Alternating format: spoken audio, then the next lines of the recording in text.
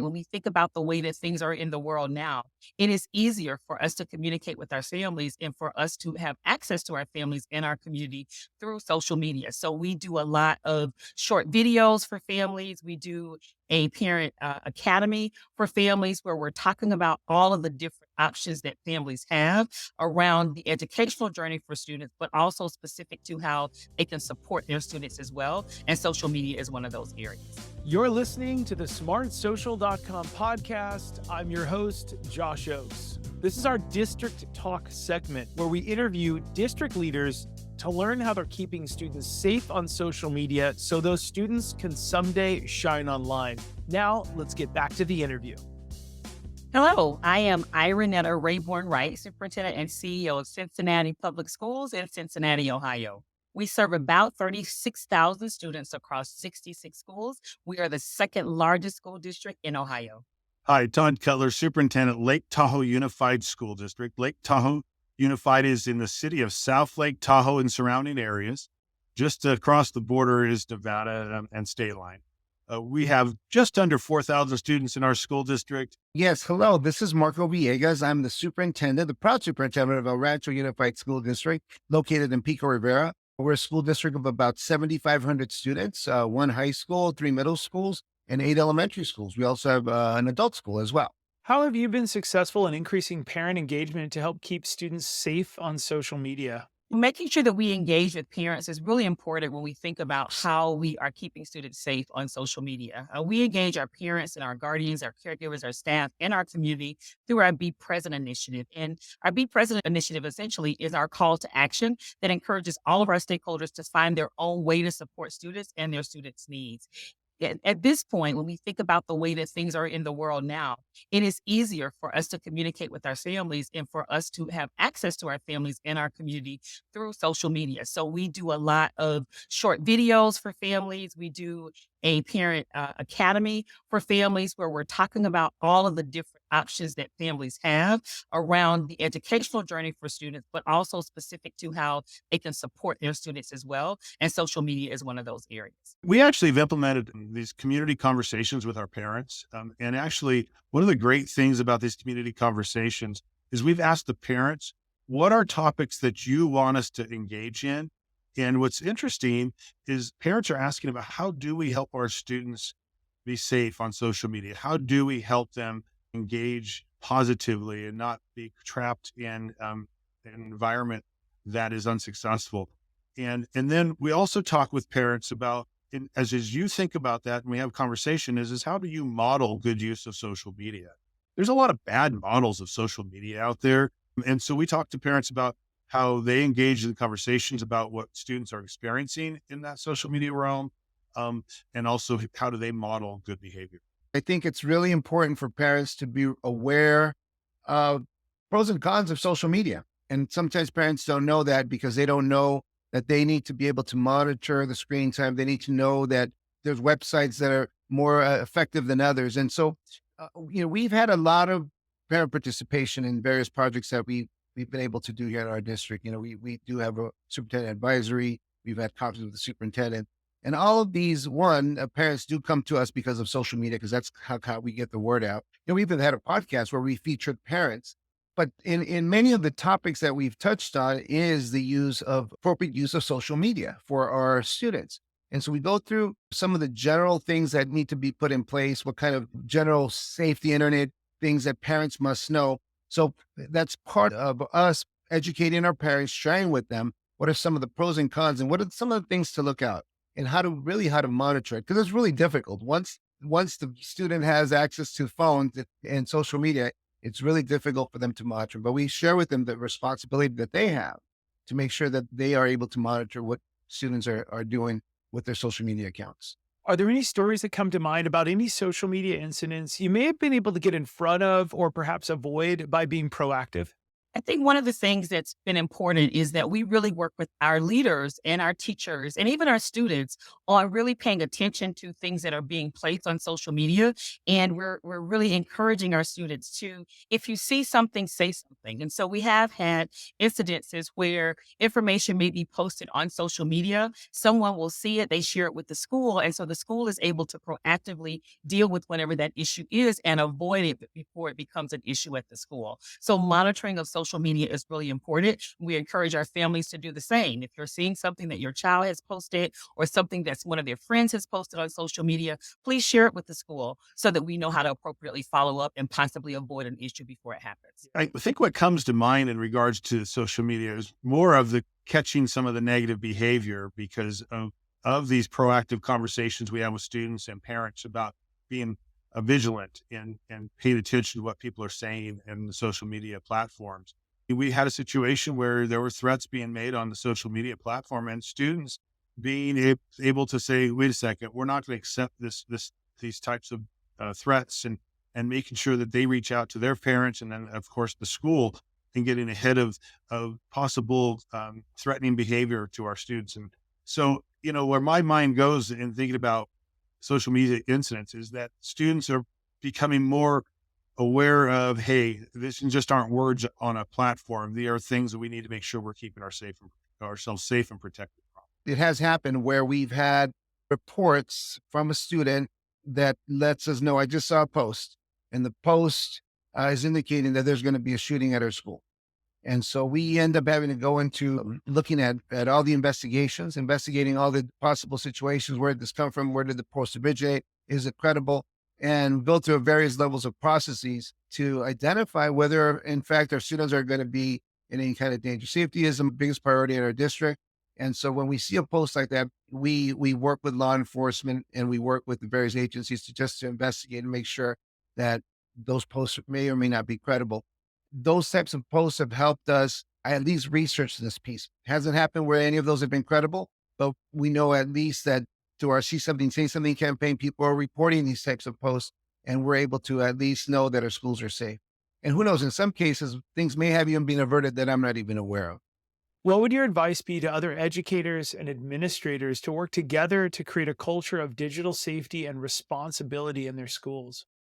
As educators and administrators collectively, we must recognize that social media is here, technology is here, the way that we interact digitally is here. And so it's important for us to make sure that we are creating safety protocols and that we have responsibility as we're thinking about how we're using all of our technologies and our digital platforms. So I think the first thing is to make sure that we establish very clear policies and guidelines to encourage responsible technology use, make sure that it's included as a part of whatever the code of conduct is, and ensure that there's consistency around implementation and enforcement. Digital literacy is incredibly important to our students and staff. And so it's important that we teach our students how to evaluate online information, how to be responsible digital citizens, and also how to navigate the internet safely. I talk to parents constantly about what kind of supports do they need? How can we help as we create this digital environment that actually is at school and at home, right? Because our students all have their own tools. For parents that need help, we provide the MiFi components for them. And so it becomes this partnership that we have in dealing and working through good use of technology, positive use of technology. And so when we think about advice to our educators, our administrators, is that we work hand in hand with parents and we have conversations with them regularly, as well as the students about what's their responsibility, what's the expectations, and how do we support, help them. And so that to me, becomes a relational component. How are we building a relationship around the good quality use of technology? I think it's important to pay attention to it. I think it's really important to pay attention to digital safety because it's one of those things that we just do on a regular basis, and we don't think about that things could happen with certain situations. We just think of the positive aspects of having social media, of having the various computer platforms. I think it's important to realize that we've got to put some barriers and we've got to be able to put some guardrails to make sure that we don't go beyond the rules. We got to make sure we have a good policy, internet use policy, to make sure that our students don't go beyond what is appropriate. got to recognize that we've got to educate our students so that they can identify when something is valid, when something is not valid, so that they're able to self-monitor themselves. We got to make sure that our teachers and our parents are fully aware of what those parameters are so that they can have better success in monitoring what is appropriate use in social media. What's your 1 to 2 biggest social media concerns for the future? When I think about my one or two biggest social media concerns for the future, I think one would be mental health. And as it relates to students and social media, that concerns me because so many of our students are spending so much time with their technology. They're spending so much time on their social media platform. And so we want to make sure that as they're doing so, they're not doing so at the detriment of their own personal safety, their own personal health, and their own personal mental health. So really making sure that they understand the most appropriate ways when it's important to walk away from the device, how you are interacting with the different social media platforms and what really works for you in terms of that space. So really educating our children around that and ensuring that they really have some boundaries as they're thinking about social media. I think the other for me is especially with all of the polarizing attacks that are happening in our country, really making sure that our students understand how to discern the information that they're seeing in social media. So unlike when I was in school, students get access to information very, very quickly from social media. And sometimes they're getting this information in a way or at a time when they're not able to talk to a trusted adult about what they're seeing. So making sure that they have some level of protocol, some level of strategy to truly evaluate what they're seeing so that they know how to best maneuver moving forward. I know that social media, it really can be so positive, but we've seen such negative use of it, and especially around political components, especially around election time, and the way that people are going after people during those moments. And I think that, like, we talk about role models. I think that our students are seeing some of this poor behavior by adults, by leaders of our communities and our states and our country. And so it becomes a concern that our students see these models of use of social media in a negative manner that can then, hey, if they can do it, why can't I? And we have poor negative use of what we see.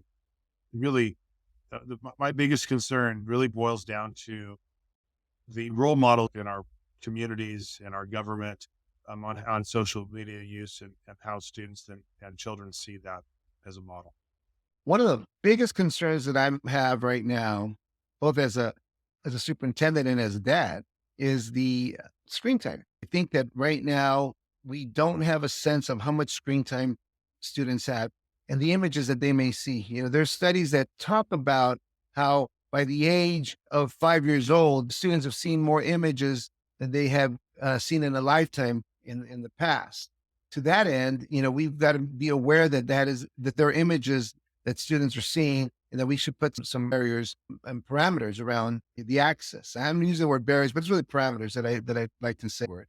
I think that would be number one. Number two is making sure that we have a good policy in place that protects the district, that protects the students, that allows students to have access to the internet, but at the same time that there's boundaries.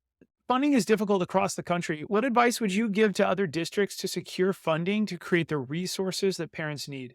When we think about funding, funding is tough, and many of us are in very, very challenging funding situations right now. So I think parent engagement and advocacy is really important. Working with your families and your communities on the priorities and what priorities are truly important to your school district and what priorities families really need to ensure the students are getting the educational services that they need.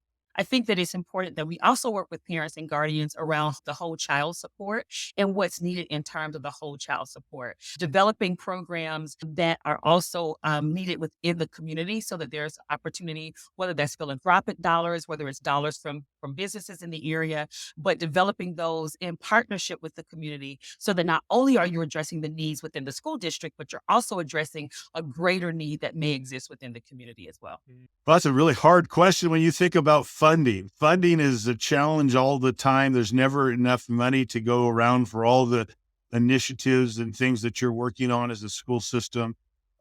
Yet, technology, the use of technology, security of that technology is really important. And I think that being creative is a really important component of budgeting. But I would let you know that one of the things that we looked at is we need a real strong safety structure within our staffing. And we actually went to our director of innovation and technology, our director of technology, to be our safety coordinator.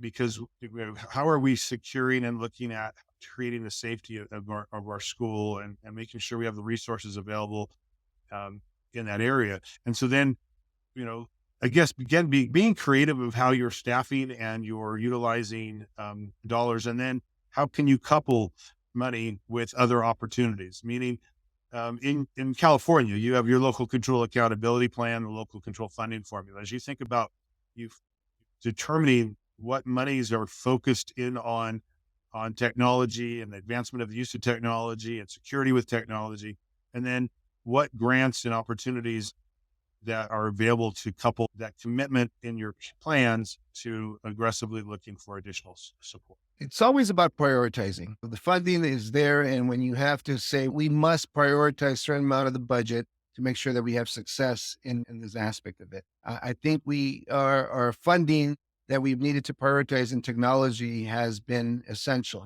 Districts have had to say we are needing to have more technology support, the ability to buy more hardware and software. It's very important that on a regular basis that you prioritize that as part of your ongoing budgetary process. So it's not always about getting access to new funds, which I think that's very helpful when you're able to go out and get different types of one-time funds that can support certain things. But if you're going to make technology an essential part of the long-term vision of your school district, you're going to need to make sure that it's part of your budget on an ongoing basis. Because if the budget is only based on the one-time funding, then you're only going to have time to buy those sets of computers for that one time. And so it's great to go after all the different types of grants that are available, but you must create a mechanism to sustain it.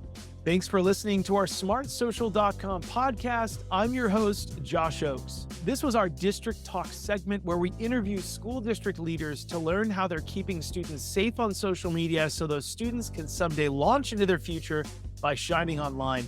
This episode was brought to you by our smartsocial.com VIP program. It's called the Very Informed Parent Program, which helps you engage your students with teen-led video lessons. Stay one step ahead with our premium parent newsletter and discover hidden features on trending apps on teens' phones and our 54 plus live parent and student-friendly events every single year. You can click on the link below to chat with one of our team members if you want a free pass to our VIP program to support your community with our smartsocial.com resources. And if you're a district leader who has a success story, we would love to feature you on a future episode. You can click the links below to reach out. Thanks so much for listening, and we look forward to seeing you on the next episode. Have a great day.